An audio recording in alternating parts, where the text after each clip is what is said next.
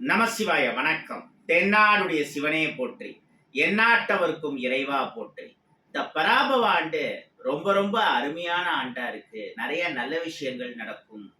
நம்மள பிடிச்சிருக்கிற பல தேவையில்லாத விஷயங்கள், தீய சக்திகள்லாம் விலகும்னு அனுபவஸ்தர்கள் நிறைய பேர் சொல்றாங்க. எப்படியோ நல்லது நடந்தா சந்தோஷம். இன்னைக்கு ரொம்ப ரொம்ப சக்தி வாய்ந்த ஒரு கோவிலை பத்தி பார்க்க போறோம். அதாவது நவகிரக கோவில்கள்னு எடுத்துட்டா ஒவ்வொரு கிரகத்துக்கும் ஒவ்வொரு கோவில் பல இடங்கள்ல இருக்கு இந்தியா முழுக்க.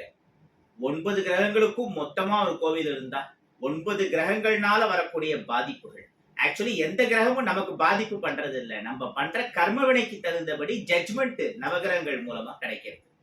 அந்த கர்ம வினைகளை கட்டுப்படுத்துற மாதிரி 9 கிரகங்களுக்குமான கோவில். நவகிரக தோஷம்னு மட்டும் இல்லாம மத்த சில பல தோஷங்கள், பல பிரச்சனைகள் இருக்கு, பல சாபங்கள்.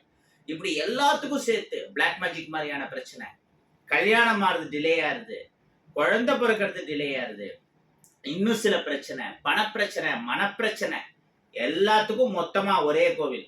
அப்பனா பாருங்க இது எவ்வளவு பவர்ஃபுல்லான கோவில். இது உலகத்தோட நம்பர் 1 கோவில்னு சொல்லாங்க. பிரம்மா, விஷ்ணு, சிவன், அதோட சனி, 4 தெய்வங்களும் ஒன்னா சுயம்பு வடிவத்துல இருக்கிற இந்த கோவிலை நீங்க உலகத்துல எங்க தேடினாலும் பார்க்க முடியாது. இது குத்து மதிப்பா மோர் தென் 5000 இயர்ஸ் ஓல்டுங்கிறாங்க. ஆனா ஆக்சுவலி அதை விட பழமையான கோவிலா தான் இருக்கும். சரி, இந்த கோவில் எங்க இருக்கு, எப்படி உருவாச்சுங்கிறத பார்ப்போம். 5000 ஆண்டுகளுக்கு முன்னாடி தினகரன் ஒரு ராஜா இருந்தார். ரொம்ப ரொம்ப நல்ல ராஜா. அவருக்கு நிறைய வருஷம் குழந்தை இல்லாம இருந்தது. அதனால பல குழந்தைகளை தன்னோட குழந்தைகளா தத்தெடுத்து வளர்த்தார். அப்படி அவர் தத்தெடுத்து வளர்த்த குழந்தையில ஒரு குழந்தைக்கு இந்த சாமுத்திரிகா லட்சணப்படி சூரிய கலை மாதிரியான சில கலைகள்லாம் இருந்தது. அதனால தெய்வீக அம்சம், சக்தி அந்த குழந்தைக்கு இருந்தது. அந்த தத்து குழந்தை வந்த நேரம் ராஜாக்கு உண்மையிலேயே ஒரு குழந்தை பிறந்தது. அந்த தத்து குழந்தைக்கு சந்திரவதனனும், தான் பெற்றெடுத்த குழந்தைக்கு சதாகன்னு பேர் வச்சு வளர்த்தார்.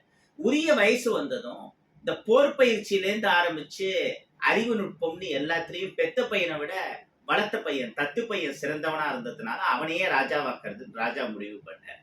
நம்ம அண்ணாவே ராஜாவா இருக்கட்டுமேனு சொந்த பையனா இருந்தாலும் சதாகன் விட்டு கொடுக்கறதுக்கு தயாரா இருந்தான். சதாகன் தான் உண்மையான வாரிசு, எனக்கு இந்த ஆட்சி வேணான்னு சந்திரவதனன் சதாகனுக்காக விட்டு கொடுக்கறதுக்கு தயாரா இருந்தான். இப்படி யாரு நல்லவங்களா இருக்கிறது அப்படிங்கிறதுல போட்டி. அந்த மாதிரி ஒரு அருமையான குடும்பம். ராஜா என்ன பண்றதுன்னு யோசிச்ச நேரத்துல அப்ப அரசவை ஜோதிடர்கள் சந்திரவதனனையும் சதாகனையும் கூப்பிட்டு ஒரு விஷயத்த சொன்னாங்க. அடுத்து உங்க அப்பாக்கு 7 நாட் சனி வரப்போறது, அது ரொம்ப மோசமான பீரியடு, நிறைய பிரச்சனைகள், எதிர்ப்புகள்லாம் வரும். அதனால பார்த்துக்கோங்க, விதியை மாற்ற முடியாது, ஆனால் நடக்க போறது சொல்ல வேண்டியது எங்க கடமைன்னு அரண்மனை ஜோதிடர்கள் சொன்னாங்க.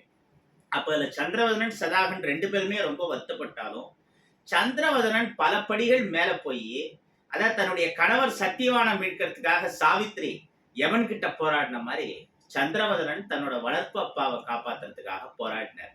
குறிப்பிட்ட ஒரு இடத்தை தேர்ந்தெடுத்து அங்க கடுமையா சனி பகவானை தவம் பண்ணி, சனி பகவான் கண் முன்னாடி வந்த உடனே அப்பாவோட 7 நாட் சனியை நான் வாங்கிக்கிறேன்னு வரம் கேட்க, அவங்க கர்மவினையை அவங்க தான் அனுபவிச்சானோ அதை மாத்த முடியாது அப்படின்னு சொல்ல ரொம்ப பிடிவாதம் பிடிச்சார் சந்திரவதனன். நீ இவ்வளவு தூரம் நல்லவனா இருக்க, அதனால உனக்கு ஒரு சிறப்பு சலுகை தரேன். 7.5 வருஷத்தை வேணா நான் 7.5 மாசமா மாத்துறேன், ஆனா அவன் அப்பாவை தான் பிடிக்க முடியும்னு சொல்லி சனி பகவான் மறைஞ்சிட்டார். ஆனாலும் சந்திரவதனன் விடலையே. ஆம்பளை சாவித்திரின்னு சொல்லலாம் சந்திரவதனனை. அந்த சாவித்திரி தன்னுடைய கணவனை காப்பாத்துறதுக்காக போராடினான். இந்த சந்திரவதனன் தன்னுடைய அப்பாவை 7 நாட் சனி பிரச்சனையில இருந்து காப்பாத்துறதுக்காக போராடினார். அங்க கணவன் மனைவி, இங்க அப்பா பையன், அது உயிரே போற பிரச்சனை. இது உயிர் போறதை விட மோசமா பல பிரச்சனைகள் நடக்கக்கூடிய 7 நாட் சனி பிரச்சனை. ஆனா ரெண்டுத்தோட கான்செப்டும் பார்த்தா ஒண்ணுதான். சந்திரவதனன் மறுபடியும் கடுமையான தவம் பண்ணார். அதுவும் இந்த தடவை எப்படி தவம் பண்ணாருன்னா, இந்த இரும்புங்கிறது சனி பகவானுக்கு உரியது. இரும்புல ஏதாவது பொருள் பண்ணி அதுல சனி பகவானோட மந்திரத்தை ஆவாகனம் பண்ணி பூஜை பண்ணா அவ்வளவு விசேஷம், சனியோட பாதிப்புகள் குறையும். ஜோதிட ரீதியான ஆன்மீக ரீதியான விஷயம் இது செவரல் 100 இயர்ஸா நம்ம பிராக்டிஸ்ல இருக்குங்கிறதுக்கு இந்த மாதிரியான நிறைய கதைகள், உண்மை வரலாறுகள் உதாரணமாகவும் ஆதாரமாகவும் இருக்கு. சந்திரவதனன் என்ன பண்ண, இரும்புல ஒரு சிவலிங்கம் பண்ணி அதுல சனி ஆவாகனம் பண்ணி மறுபடியும் தவம் பண்ணார். சனி பகவான் கண் முன்னாடி வந்தார். அடடா நீ விடமாட்ட போல இருக்கே அப்படின்னு ஒன்னே, இல்ல பகவானே, 7.5 வருஷமா இருந்தாலும் சரி, 7.5 மாசமா இருந்தாலும் சரி, அதை நானே ஏத்துக்கிறேன், என் அப்பாவை ஒண்ணும் பண்ணாதீங்கன்னு ரொம்ப கெஞ்சினார் சந்திரவதனன்.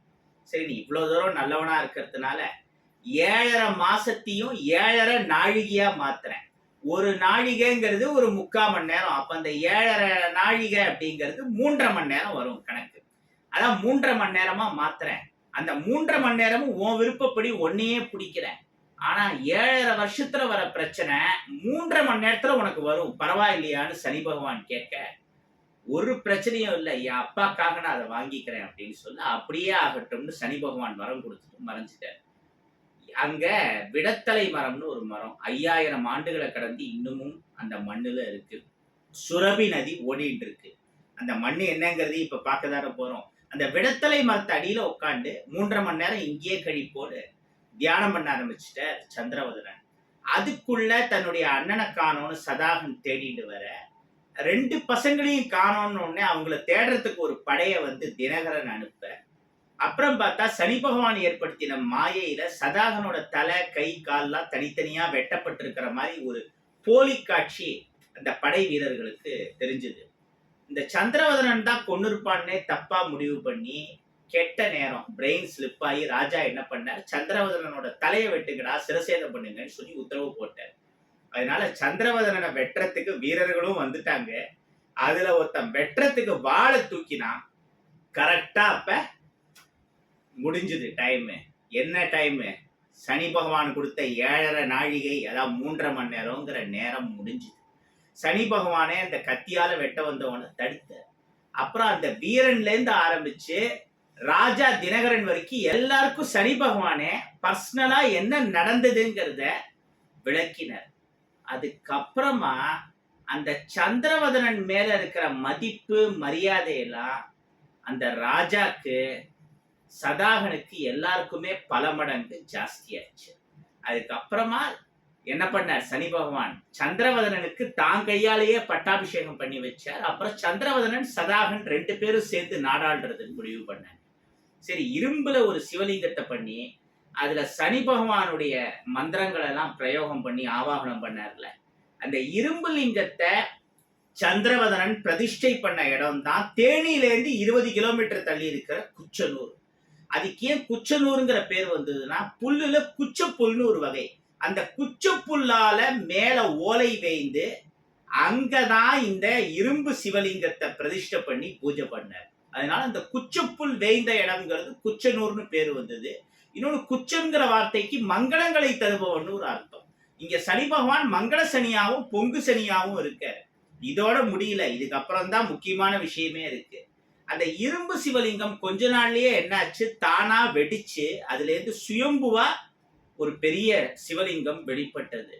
இந்த மாதிரி இவ்வளவு நல்ல குடும்பம், வளர்த்த அப்பாக்காக 7 நாள் சனியை தாமாயிக்கணும்னு நினைக்கிற பையன், தத்து பிள்ளைன்னு தெரிஞ்சும் இவன் என்னை விட திறமசாலி, இவனே நாடாளட்டோடு ராஜ்யத்தையே விட்டு கொடுக்க தயாரா இருந்த ஒரிஜினல் வாரிசு.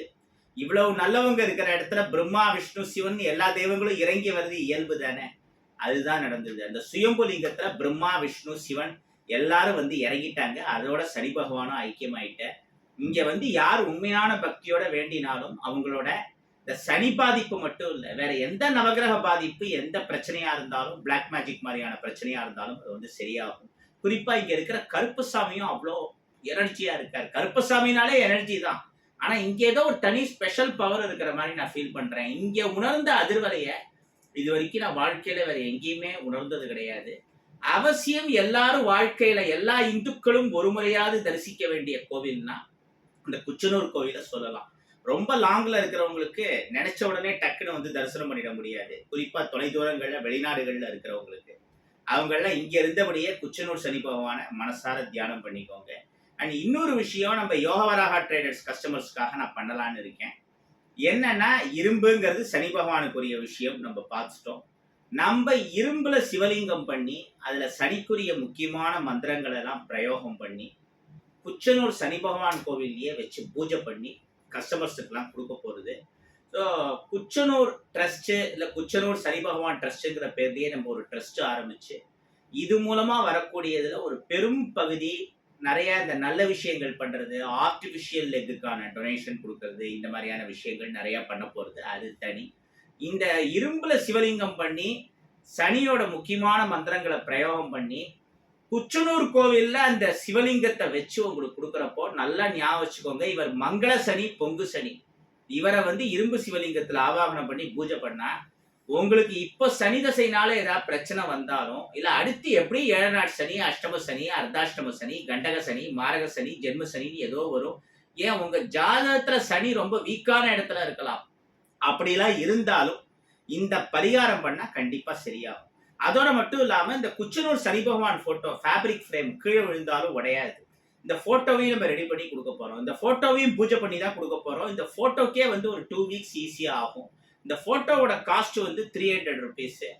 இந்த இரும்பு சிவலிங்கம் தேவைப்படுறவங்க வாங்கிக்கலாம். இரும்பு சிவலிங்கத்தோட காஸ்ட் வந்து 1500 ரூபாய். இதுல மொத்த பூஜையிலேருந்து ஆரம்பிச்சு எல்லாம் சேர்ந்து அடங்கும். இது தேவைப்படுறவங்க அட்வான்ஸா புக் பண்ணிக்கணும். இன்னைக்கு ஏப்ரல் 15. ஏப்ரல் 15ல இருந்து மே 15க்குள்ள புக் பண்ணிக்கிறவங்களுக்கு கண்டிப்பா ஸ்டாக் இருக்கும். நீங்க இப்பவே புக் பண்ணாதான் ஆகஸ்ட் மாசத்துல இந்த இரும்பு சிவலிங்கம் உங்களுக்கு கிடைக்கும்.